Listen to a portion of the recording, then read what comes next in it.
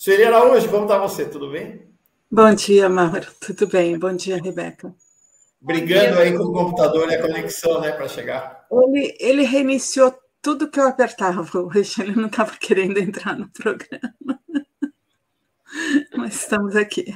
Que bom que você veio, que bom que você veio. Sueli, indo direto, eu sei que a tua agenda, inclusive, está apertada. Vamos fazer uma entrevista rápida hoje, a gente combina outro dia mais longamente.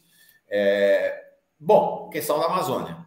A gente tem, de novo, uma rodada de pressão grande, por sinal, hoje, às 10 horas da manhã, a ministra Marina Silva e o presidente do IBAMA, Ricardo Agostinho, estarão na Câmara dos Deputados, na Comissão de Minas e Energia, por uma convocação do Ricardo Salles, tá? Então, a pressão, o cerco contra a Marina e Ricardo Agostinho está de novo crescendo, não só na extrema-direita, né? Mesmo dentro do governo Lula, essa decisão da Advocacia Geral da União de dizer que não precisa fazer análise de área sedimentar, né? Há uma pressão do presidente da Petrobras, do ministro das Minas e Energia, para que se explore o petróleo na Amazônia a todo custo.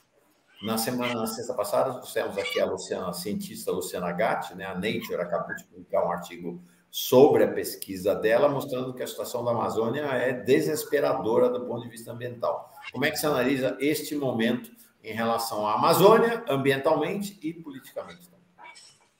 Bom, Mauro, há uma contradição entre um discurso ambientalmente bem construído e que vem desde a campanha, né? Principalmente depois da entrada na campanha da Marina Silva.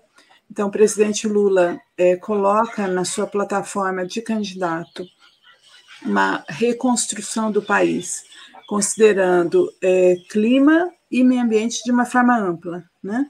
Isso é confirmado no início do governo com medidas importantes e está correndo bem em diferentes áreas afetas à questão ambiental, menos, no meu ponto de vista, a parte da energia, né? No próprio programa de aceleração do crescimento, que acabou de ser divulgado, na parte de energia, mais de 60% o que está proposto tem a ver com fósseis, né? Petróleo e gás, né? Então, há uma contradição nesse campo e é muito importante que o governo corrija esse rumo, porque ele não vai conseguir captar recursos internacionais vultosos, e essa é a meta, né? Todos os esforços estão sendo tomados nesse sentido, mas ele não vai conseguir captar esses recursos com incoerência nesse discurso e na prática, né? A questão do petróleo na foz do Amazonas e na margem equatorial como um todo está tomando uma magnitude inaceitável, na verdade. O que o IBAMA negou foi uma perfuração de um bloco, o bloco 59, na bacia sedimentar da foz do Amazonas. Isso, só para vocês terem ideia, desde 2007 até agora, o IBAMA já deu mais de 2.000 licenças de perfuração offshore. Está negando uma, Mauro, uma. Numa região complicadíssima, na qual em 2018 eu neguei 5 blocos da empresa Total. É do lado, os blocos que eu neguei da empresa Total são do lado. Qual é o problema daquele pedaço especificamente? É uma região pouco conhecida, não foi feita avaliação ambiental de área sedimentar, então é uma região que o Brasil conhece pouco, é uma região que está muito próxima da fronteira com a Guiana Francesa, e em qualquer caso de acidente, a água em menos de 10, o óleo, né, a água com o óleo, em menos de 10 horas chega na Guiana Francesa, então fora dos limites das nossas águas. Isso dificulta bastante gerenciamento de acidentes, isso está mal resolvido. Outra questão importante, isso é muito próximo do grande sistema recifal amazônico, que fica assim, realmente a pouco tempo de barco de lá, e é um ecossistema em áreas profundas, com uma biodiversidade gigante, que os cientistas só estão começando a estudar agora. Então, as correntes na região são complicadíssimas, muito mais fortes do que a Petrobras está acostumada a mexer em Campos, ou em Santos, ou em outra bacia sedimentar. Então, tem um conjunto de fatores que aí está ótimo, aí ajuda bastante. O grande sistema de recifes pega toda essa área. Perdão, fala, explica para nós. Isso. Deixa eu até explicar para o pessoal. O que está sendo mostrado é uma parte, quase a margem equatorial toda, né? A bacia da Foz do Amazonas é essa que está aí na correspondência com a Amapá e a própria Foz aqui. Logo onde depois tem o círculo, né, Sueli? Essa é a foz especificamente, mas a bacia ela vai para o mar, né? A margem equatorial ela é dividida em 5 bacias sedimentares. A mais aqui a oeste é a bacia da Foz do Amazonas.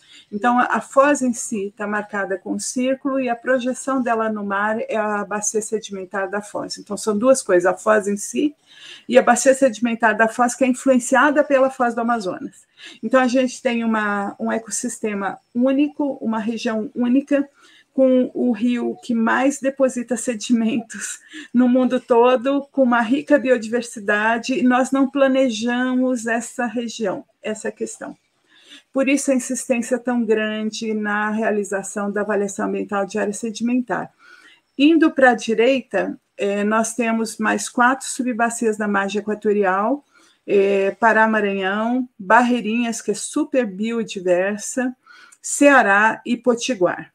Então, a gente tem projeção de exploração de petróleo pela Agência Nacional de Petróleo em toda a margem, e o que estamos licenciando nesse momento é um bloco, ou alguns blocos, porque tem outros processos de licenciamento em curso, na Foz do Amazonas.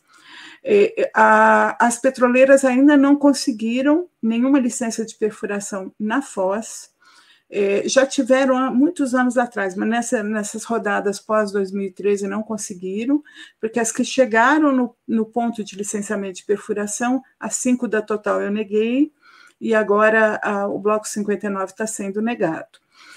As petroleiras estrangeiras, Mauro, estão fugindo da região, é bom chamar atenção. O Bloco 59 ele era da BP, a BP se afastou da região e passou o controle para a Petrobras. E os blocos da Total, que eu neguei, a Petrobras adquiriu o controle e está relicenciando no IBAMA.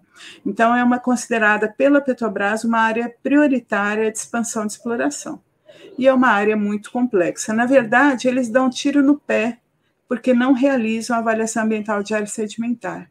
Isso é previsto na nossa legislação desde 2012. O que a AGU disse agora, gente? Disse que a avaliação ambiental de área sedimentar, o que é isso, né? É uma análise regionalizada, em que você mapeia a bacia sedimentar e identifica áreas aptas à produção de petróleo, não aptas à produção de petróleo, e áreas em moratória, que precisam ser estudadas. Isso não foi realizado em nenhuma das bacias da margem equatorial, nenhuma. E é o governo que realiza, não são as petroleiras.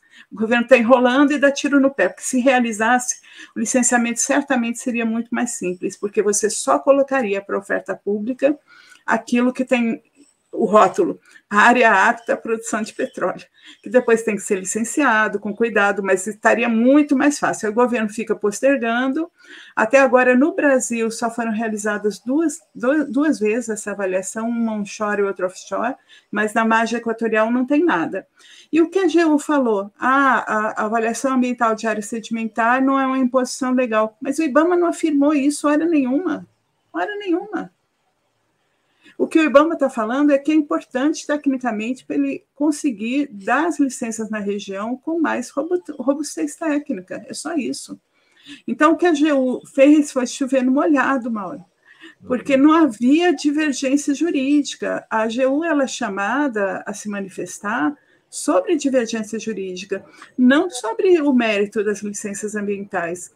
Imagina se pega a moda, né, a AGU fazer conciliação em cada um dos processos de licenciamento do IBAMA, que são milhares.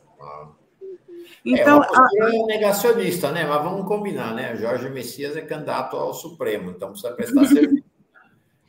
Então, mas a AGU deveria se ater, já que o Ministério das Minas e Energia perguntou, deveria se ater a responder. Olha, a avaliação ambiental de área sedimentar não é legalmente obrigatória, ela é uma ferramenta prevista na legislação, mas ela não é imposição legal em 100% dos casos.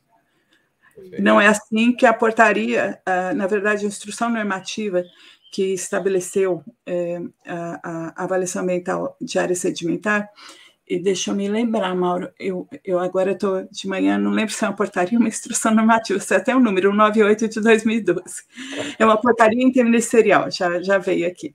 Ministério das Minas e Energia, Ministério do Meio Ambiente, número 198 de 2012, e ela prevê a avaliação ambiental de área sedimentar, dá todo o detalhamento e coloca ela como regra geral.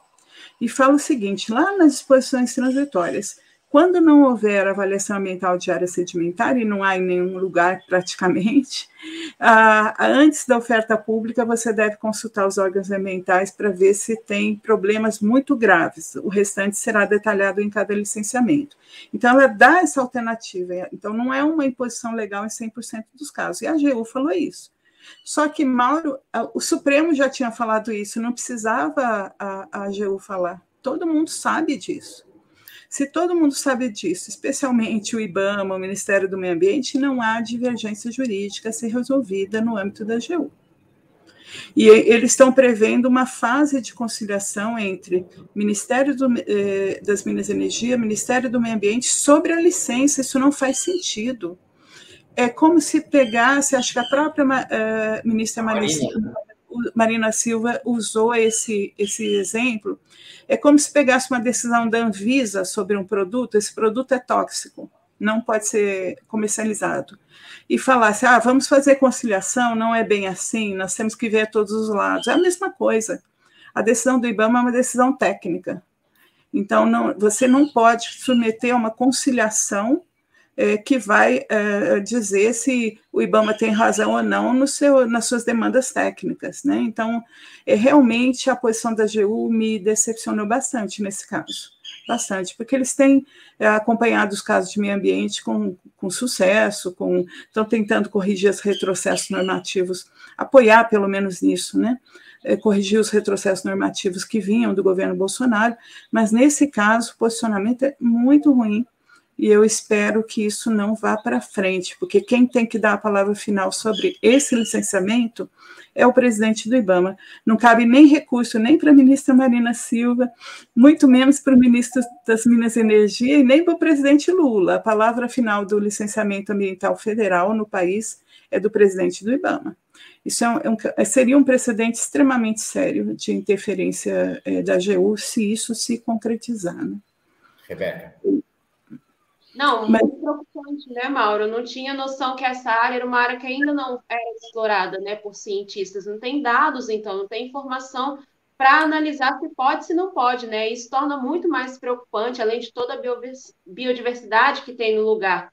E você, Sueli, falou uma coisa que preocupa muito, que é esse risco de acidente, né, de vazar para outras regiões do país, ou regiões de outros países. E a Solange, ela comenta aqui, né? Um vazamento desses também causaria um conflito internacional e possível corte de recursos e perda de capital político para o país também, né? Além de todo esse problema que vai causar ao meio ambiente, também traz aí algumas rusgas internacionais, né, Sueli? Só para entrar nesse assunto que a Rebeca trouxe, achei bem legal, que é o contexto, né? Parece que tem o Brasil, nesse momento, parece estar desincronizado, fora da sincronia com o que está acontecendo planetariamente. Você observou, você foi muito delicada, mas nem as petroleiras internacionais estão ousando querer entrar ali na Amazônia. O Equador anunciou o fim da exploração do petróleo na Amazônia. A Colômbia anunciou o fim da exploração do petróleo na Amazônia. E o Brasil vai explorar, sendo que o presidente Lula está querendo dizer que o Brasil vai ser o primeiro governo ambiental do planeta. Eu não sei, acho que até internacionalmente já está pegando mal, não está não? Sim, o Brasil tem todas as condições de ser um líder real, né? No plano mundial, em termos de proteção ambiental e de lidar bem com a questão climática, de descarbonização. Então, nosso futuro certamente não está na carbonização, né? Nós temos que separar um pouco o debate. Nós temos o debate lá do Bloco 59, é um licenciamento entre milhares do IBAMA, isso cabe ao IBAMA, né? Temos um debate regional ali de toda a margem equatorial e também com outra região, com foco numa outro limite geográfico, pegar toda a Amazônia e defender a questão de um território, de uma região livre de fósseis. É isso que se está começando a tentar espalhar com mais força na América Latina, nos países do Tratado Amazônico, né? Nós podemos pensar toda a região amazônica como um território livre de fósseis, lá no mar e dentro também, onshore e offshore, né? E temos, então, o foco local, o foco regional, expandir a sua produção de petróleo. O Brasil tem petróleo suficiente para sua demanda, hoje com uma folga considerável, o Brasil está exportando até bastante, né? Então, se nós temos petróleo para nossa demanda, nós queremos abrir novas fronteiras e virar um grande exportador de petróleo numa época que o mundo inteiro está querendo cortar petróleo, ou pelo menos precisa, alguns países estão junto com o Brasil e estão atrapalhando esse caminho, né? A perspectiva é que nós temos que reduzir as emissões de gás de efeito estufa em 43% até 2030, isso é amanhã, né? E o Brasil quer aumentar e tem falado, mas é para exportação, sim, mas o petróleo exportado vai queimar em algum lugar, né? Então, o problema para a questão climática é o mesmo, né? Inclusive, a Petrobras tem destacado sempre que ela é uma empresa que produz com baixa emissão de carbono. Quando ela fala isso, ela está falando só sobre a exploração em si, sobre o processo produtivo, porque ela reinjeta gás, pelo menos em algumas regiões do pré-sal. Então, ela tem realmente números sobre as emissões na produção, números bons. Só que isso é uma pequena parte. O petróleo mesmo, ele emite gás de efeito estufa quando ele é queimado. E independentemente se a produção é correta ou não, ou a mais controlada que eles conseguem, esse petróleo vai queimar. Isso significa mais de 80% do que o petróleo emite está na queima em si. E se for para exportação, vai queimar em outro lugar. Na então, queima, vira combustível, é isso? Queima quando é usado na gasolina do seu carro, quando está emitindo. Quando está emitindo. Então, o problema menor é o processo produtivo. O problema grave é a emissão gerada pelo uso desse óleo, né? Porque ele vai queimar, né? Então, essa opção é uma opção que o brasileiro tem que debater. A produção de petróleo, ela gera dinheiro, mas não tem gerado distribuição de renda. No caso da exploração offshore, margem equatorial, a exploração offshore é altamente concentradora de renda, na verdade, porque quem eles contratam em todo esse processo são empresas muito especializadas, empresas estrangeiras, empresas do Sudeste. Então, não vai gerar realmente emprego direto, agora, emprego de boa qualidade, né? Emprego realmente digno desse nome. Para gerar emprego digno desse nome para o Pará, para o Amapá, nós temos que ter outro modelo baseado em proteção, em uso responsável dos produtos da sociobiodiversidade. Temos que trabalhar com rendas baseadas nas potencialidades da Amazônia, no caso dessa alternativa FOS, né? Outra coisa importante é que o petróleo perfurado agora, né? Eles não sabem se tem petróleo, eles têm indicativos de que tem, né? Se eles acharem petróleo lá no Bloco 59, um exemplo, no Bloco 59, tem outros, e esse petróleo foi em quantidade suficiente, a produção é daqui 10 anos, Mauro. É depois de 2030, quando a crise climática já estourou, nós já vamos ter perdido a guerra contra a crise climática se não tomarmos jeito, isso na escala mundial, em relação à emissão de gás de efeito estufa.